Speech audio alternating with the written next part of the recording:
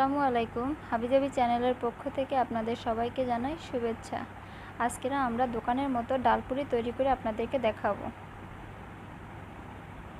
আমরা ডাল প্রথমে সিদ্ধ করে নিয়েছি। আপনারা যেভাবে ভর্তা খান ডালের ভর্তা ঠিক ওইভাবেই সিদ্ধ করে নিলেই হবে। নিয়েছি 2টা মরিচ ভেজে, নিয়েছি কিছু পেঁয়াজ ভাজা। এখন এটাকে আমরা সুন্দরভাবে মেখে নেব। আমি ডাল সিদ্ধ করার সময় লবণ আর হলুদ দিয়ে দিয়েছিলাম, ওই জন্য এখন আর লবণ দেইনি। আপনারা চাইলে সরিষার তেলও দিতে পারেন, আমি সরিষার তেল বাদ দিয়েছি। দেখুন আমাদের ডালের ভর্তাটা মাখা হয়ে গিয়েছে। এখন আমরা ময়দার ডো তৈরি করব। নিয়েছি একটা মিক্সিং বোলের ভিতরে এখন দিয়ে দিচ্ছি 2 কাপ ময়দা। আপনারা আমাদের পুরো ভিডিওটা ভালোভাবে দেখার চেষ্টা করবেন, কোনো কিছু স্কিপ করবেন না, তাহলে ভালোভাবে বুঝতে পারবেন না। দিয়ে দিচ্ছি সামান্য লবণ, দিয়ে দিচ্ছি সামান্য পরিমাণের চিনিটা আমি পুরি মিষ্টি করার জন্য দিচ্ছি না। দিয়েছি 1/4 কাপ রেগুলার তেল। এখন এইটা দিয়ে ভালোভাবে মিক্স করে নিব।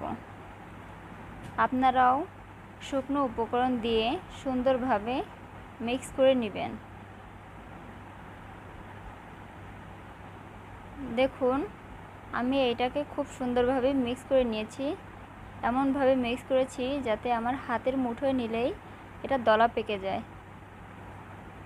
আপনারা নিশ্চয়ই দেখে বুঝতে পারছেন আমার সম্পূর্ণটাই তৈরি হয়ে গেছে। এখন আমি কিছু পানি নিয়েছি, পানি আমি অল্প অল্প করে দিয়ে ডোটাকে তৈরি করে নিব।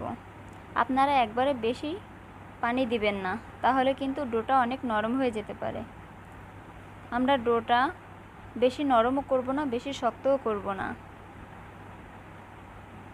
দেখুন আমাদের ডোটাও তৈরি হয়ে গিয়েছে।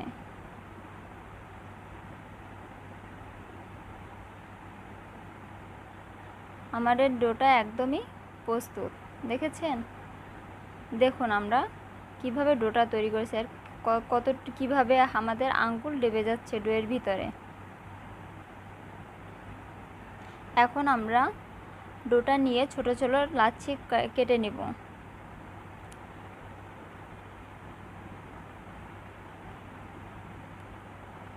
আপনারা ভালোভাবে দেখেন আমি কতটুকু পরিমাণের লাচ্ছি কেটে নিচ্ছি। আপনারা চাইলে কম বেশিও করতে পারেন। এখন আমি এটার গোল শেপ দিয়ে নিচ্ছি।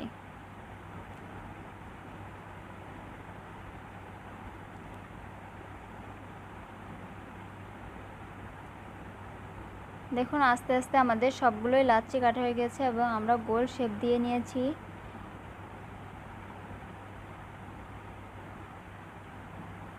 এখন আমরা লাচ্ছিটাকে একটু চ্যাপ্টা করে নিব যাতে ডালের ফুটটা দিয়ে দিতে পারি। দেখুন আমি অল্প অল্প করে ডালের ফুট দিয়ে মুখটাকে মুড়ে নিচ্ছি।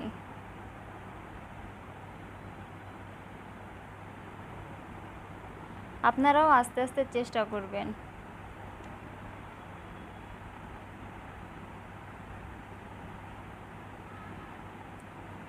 ডালের ফুটটা দেওয়ার পরে সুন্দরভাবে মুখটাকে মুড়ে নেবেন যাতে ডাল না বের হয়ে আসে। এই কাজটা আপনারা সবসময় সাবধানের সাথে করবেন।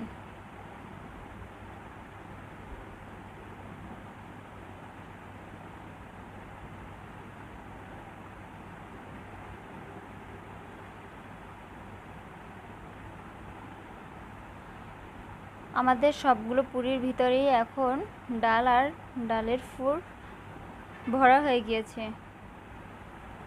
আমাদের সবগুলো লাচ্ছি রেডি হয়ে গেছে পুরির জন্য।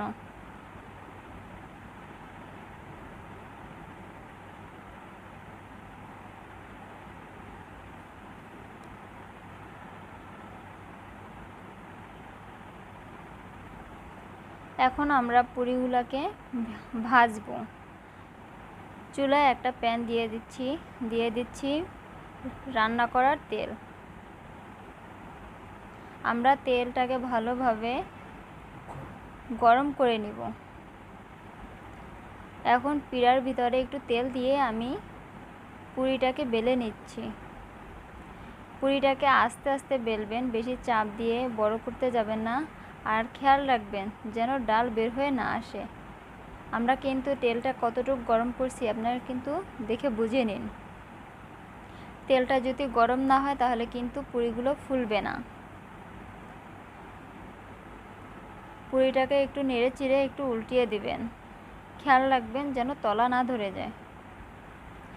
জাল বেশি হাই হিটে রাখবেন না, মিডিয়াম জালে পুরিগুলোকে ভাজবেন।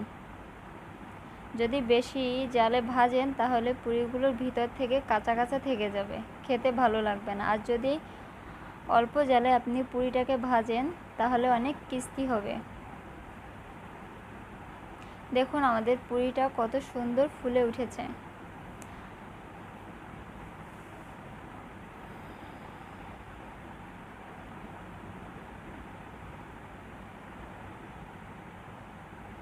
আপনারা সবাই সাবধানে আস্তে আস্তে সবগুলো পুরি এইভাবে ভাজবেন।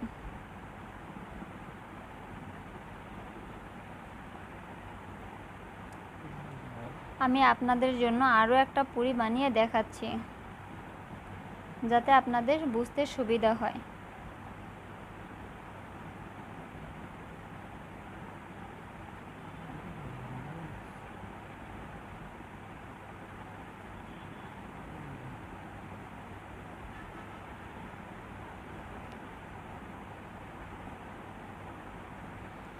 দেখুন আমাদের এই পুরিটাও কিন্তু এখন আমরা নেড়েচেড়ে দিচ্ছি।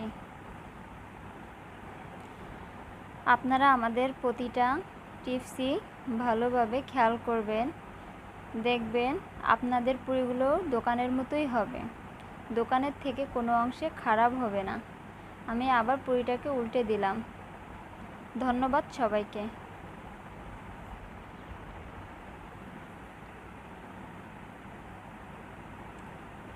দেখুন আমাদের সবগুলো পুরি বানানো হয়ে গিয়েছে।